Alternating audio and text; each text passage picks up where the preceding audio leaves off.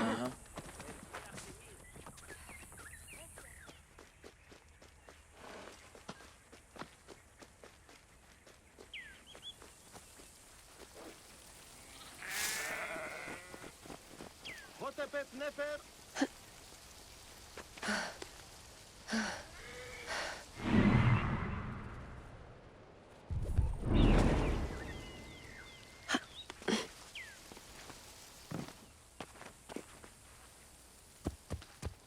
Ja, hui, Iru.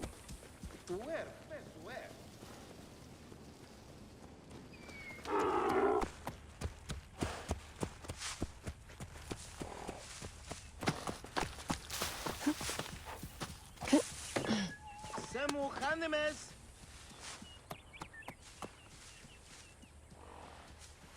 Yehiesen.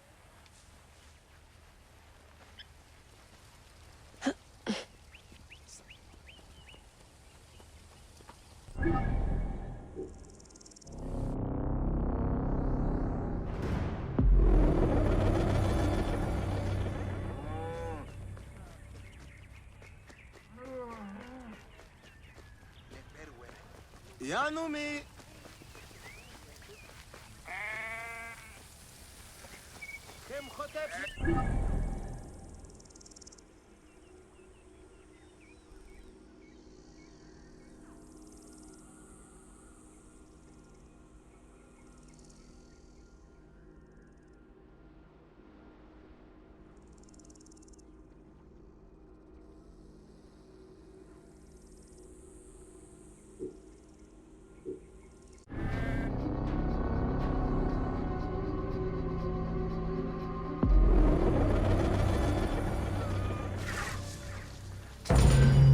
Welcome to Domesticated Animals of Ancient Egypt.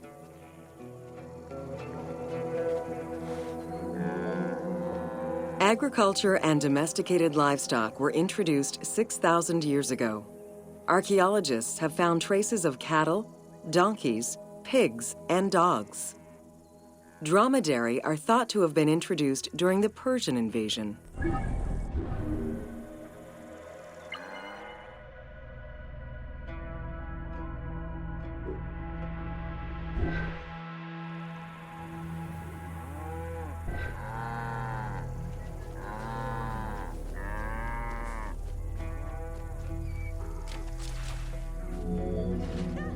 Pets were deeply cherished in ancient Egypt. Many illustrations of children often include a pet in the depiction. Hey.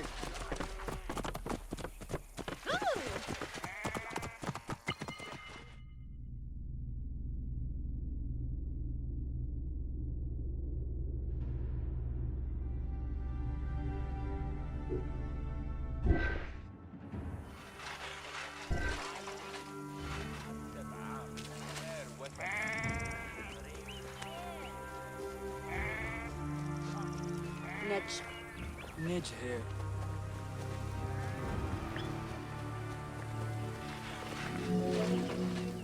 One of ancient Egypt's most iconic animals, the cat, wasn't adopted into their daily life until the Middle Kingdom. Since they were so highly capable of killing snakes and rodents, cats were present throughout every period. However, they only became pets sometime during the Middle Kingdom. Prince Thutmose, son of Amenhotep III, had his cat Tamu laid to rest in its own sarcophagi.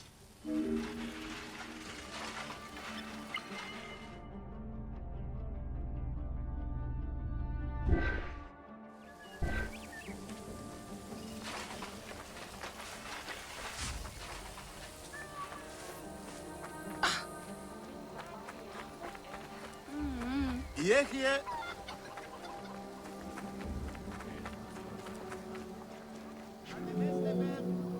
The earliest reference to dogs dates back to 5000 BCE. They were popular pets as they helped hunters and protected herds.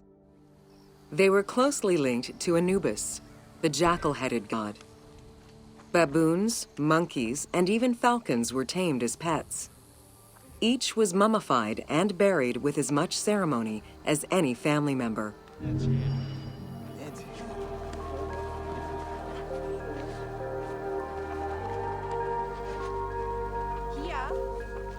نجهر.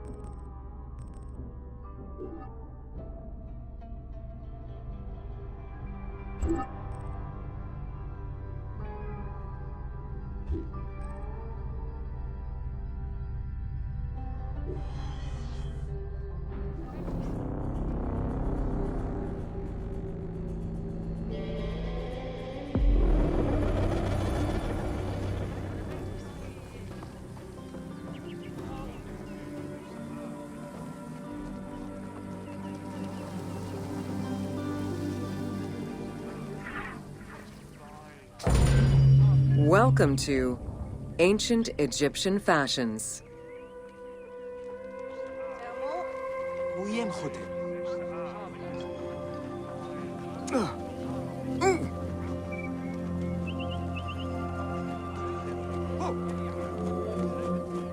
Learning what life was like for ancient Egyptians presents many differences, and yet also surprising similarities to how people might live today. Understanding the daily lives of regular citizens so many thousands of years ago is ultimately what connects us as human beings.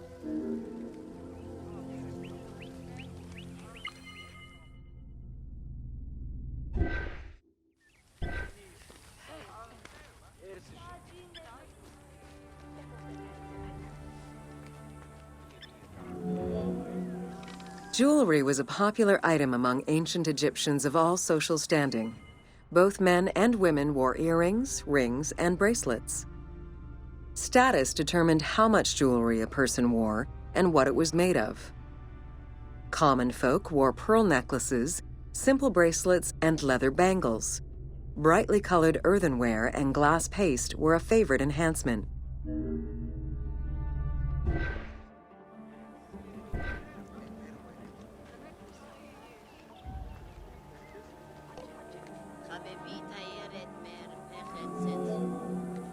The jewelry of the elite was made from gold, silver, and other precious stones. Because gold never lost its shine, it was considered akin to the flesh of the gods. Wide jeweled collars were a favorite. Made with rows of beads formed into patterns of animals or flowers, the soft chiming sounds they made were thought to appease the gods.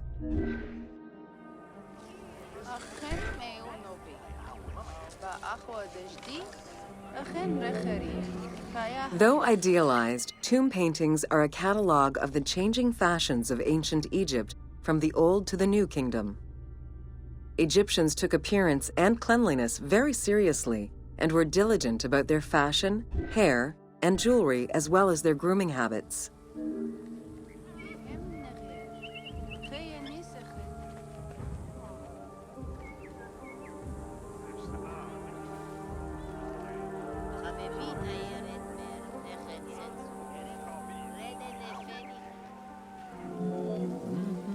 The fabric of ancient Egyptian clothing was almost entirely made from various grades of linen.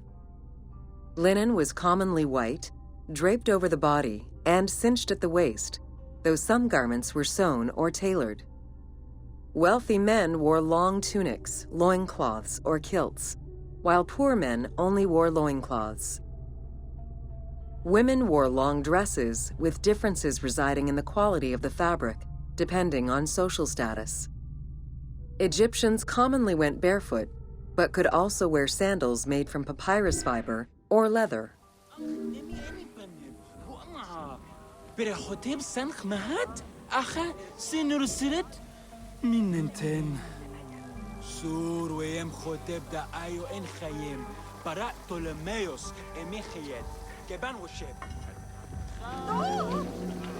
Cosmetics, including concoctions to prevent body odor and bad breath, were an integral part of everyday life for Egyptians. Used by both men and women, cosmetics were used as moisturizing ointments, and sun protection as much as for beautification. Red ochre, a natural clay, was the most readily available cosmetic to tint lips and cheeks. Henna was used on nails and lips, and as hair coloring. It was also favored by richer women to decorate their palms and the soles of their feet.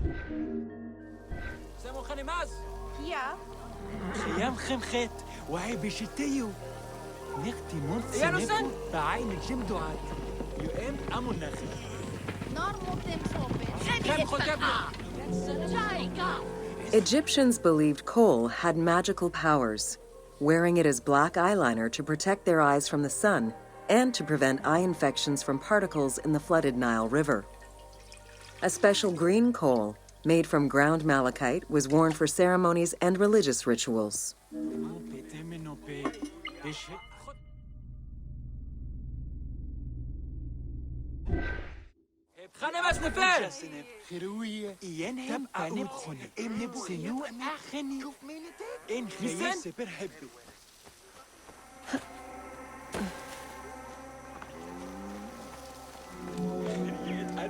Women and teenage girls wore their hair long and often braided. Wealthier women included carved combs or hairpins. The length of men's hair rarely dropped past the shoulders. They were mostly clean-shaven during the dynastic period, a trend began by the elite and soon adopted by the general populace. Queen Hatshepsut donned an artificial beard when she became pharaoh.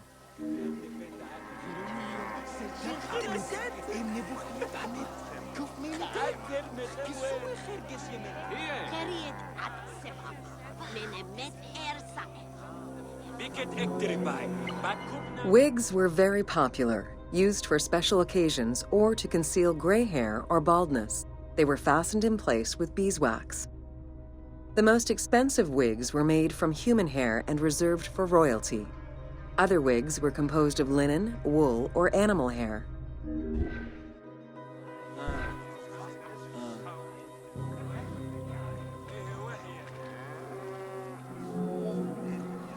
Prepubescent children generally had their heads shaved. Young girls kept some strands intact, while young boys had a braid worn on the side.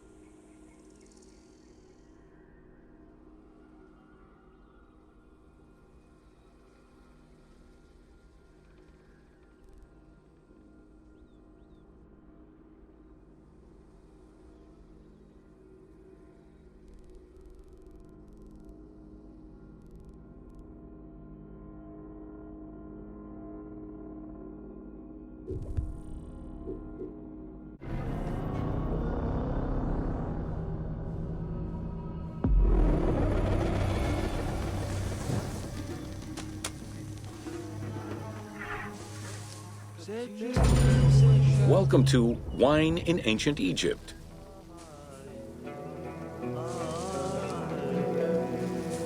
When the god Horus lost his eye in a war with Seth, the ancient Egyptians believed the eye turned into a vine, and the vine's tears became wine.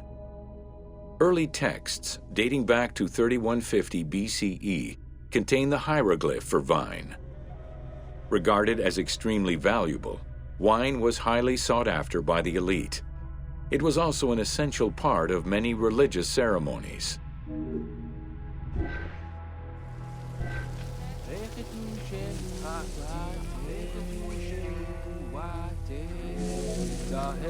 A millennia-old tradition, grape cultivation and wine production was regimented in the way typical of ancient Egyptian bureaucracy.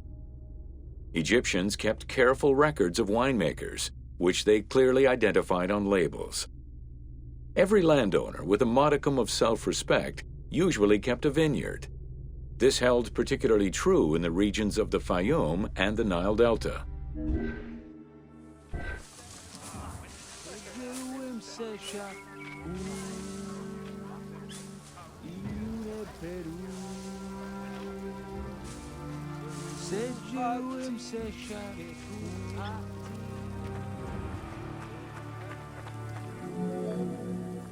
Documentation shows that only certain craftsfolk were allowed to provide the containers required to store and transport wine. That and rigorous quality control checks established for every step of wine production shows that ancient Egyptians knew that the quality and longevity of wine could easily be affected by any number of variables, which they paid careful attention to.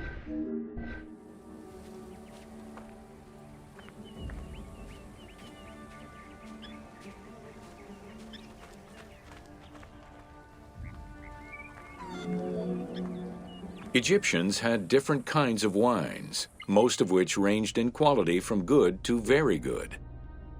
The sweet shadé, to which honey had been added.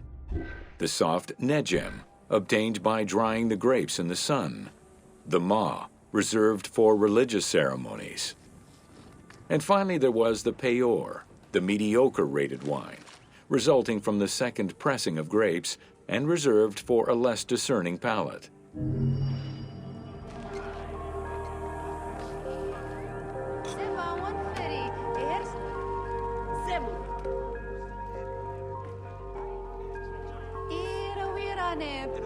Te